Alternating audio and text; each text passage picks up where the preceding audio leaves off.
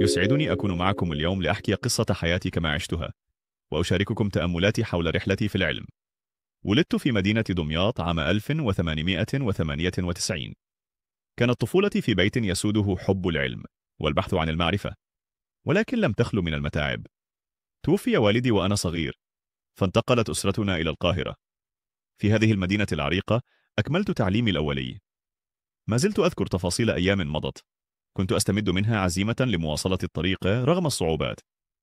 حب العلم لازمني منذ صغري، فلا شيء يعدل سعادة اكتشاف فكرة جديدة. لذا سعيت للسفر إلى إنجلترا، حيث حصلت على بكالوريوس الرياضيات من جامعة نوتنغهام. ثم استمر شغفي فتوجهت لجامعة لندن، وهناك أتيحت لي فرصة دراسة الدكتوراه تحت إشراف العالم الفيزيائي شارليز توماس ويلسون الحاصل على جائزة نوبل. نلت درجة دكتوراه في فلسفة العلوم، كانت أعلى درجات العلم آنذاك، وكنت أول مصري يحصل عليها من جامعة لندن. أعتبر هذا الإنجاز علامة فارقة في حياتي، ولطالما شعرت أنه ليس لنفسي وحدي، بل لوطني أيضا. خصصت أبحاثي لمجالات كانت حديثة وعظيمة في عصرها، النسبية وميكانيكا الكم. أحببت دوما أن أبني على ما شيده العلماء السابقون. ربما لهذا لقبني كثيرون بأينشتاين العرب، لأنني كرست نفسي لنفس مجالات ألبرت أينشتاين الذي أكن له التقدير الكبير. لكن ما كان للعلم أن يبقى حبيس المعامل أو الأوراق. حين عدت إلى وطني بدأت أدرس في مدرسة المعلمين العليا، ثم أصبحت أستاذ الرياضيات التطبيقية بكلية العلوم في جامعة القاهرة عام 1926. كنت أصغر أستاذ في الجامعة حينها، الأمر الذي زادني حماسة وإصرارا على ترسيخ مكانة البحث العلمي بمصر.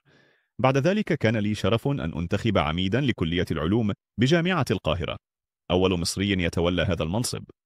حينها أدركت أن ثقة المجتمع العلمي في قدراتي مسؤولية وتكليف قبل أن تكون تشريفا. في تلك السنوات اجتهدت لأربط العلم بالوطن، ودفعت بأن يبقى التعليم والبحث حرا مستقلا، بعيدا عن كل تأثير أو تدخل.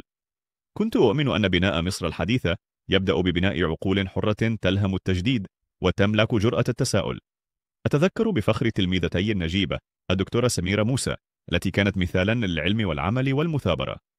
لقد رأيت فيها مستقبل مصر وهي تحمل شعلة البحث العلمي وتخوض طريق الاكتشاف.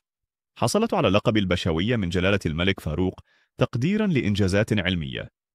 هذا التقدير من وطني لم يكن آخر محطاتي، بل دافعا لمزيد من التفاني والإيمان برسالة العلم.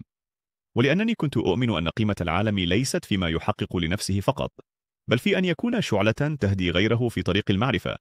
حاولت أن أكون جزءا من نهضة علمية حديثة في وطني، وأن أترك أثرا يدوم.